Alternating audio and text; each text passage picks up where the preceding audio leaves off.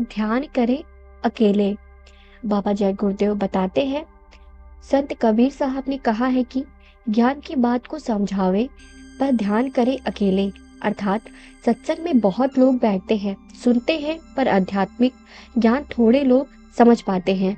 और ध्यान भजन तो एकदम अकेले करना चाहिए। स्वामी जी महाराज ने कहा है कि ध्यान भजन तो इतने एकांत में करें कि पास से गुजरने वाली हवा भी न समझ सके।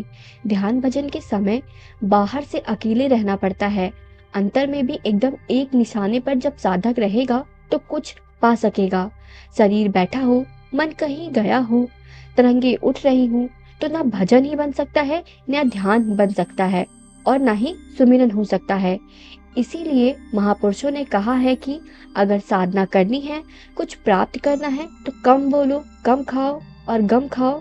दुनिया के काम उतना ही करो जितना जरूरी हो, बाकी अपना निशाना परमार्थ पर रखो। देखा जाए तो जिन जिन ने साधना किया, उनकी रहनी गहनी ऐसी ही बन गई।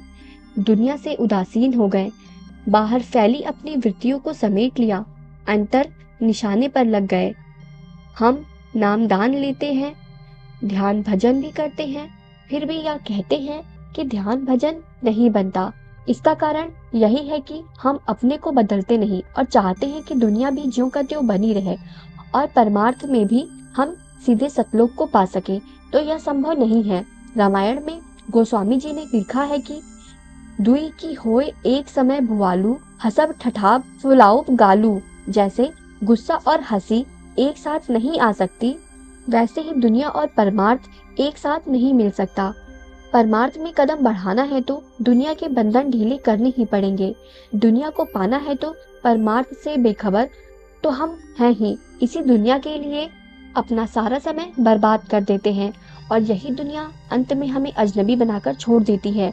हम अपने ही बनाए संसार में अजनबी और अनजान बनकर रह जाते हैं, और आजकल तो ऐसा चारों तरफ देखने को मिल रहा है।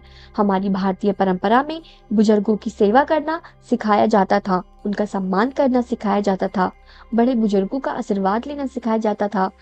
लेकिन आज उसी भारत भूमि पर वृद्ध आश्रम की स्थापना हो गई है, जहाँ वृद्ध वृद्धाएं रखे जाते हैं।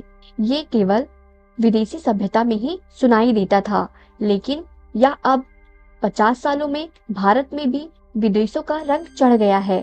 खान पान, वेशभूषा सब कुछ बदल गई है। बाबा जी ने एक बार कहा था कि ये भारत भूमि धर्म भूमि है, इसे भोग भूमि मत बनाओ। जो इसे भोग भूमि बनाना चाहेगा वह खत्म हो जाएगा।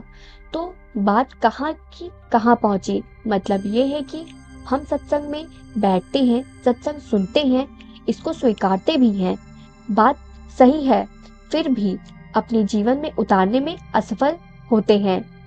इसीलिए बाबा जय गुरुदेव ने कहा है कि हमें ध्यान भजन हमेशा अकेले में ही बैठकर करना चाहिए। धन्यवाद।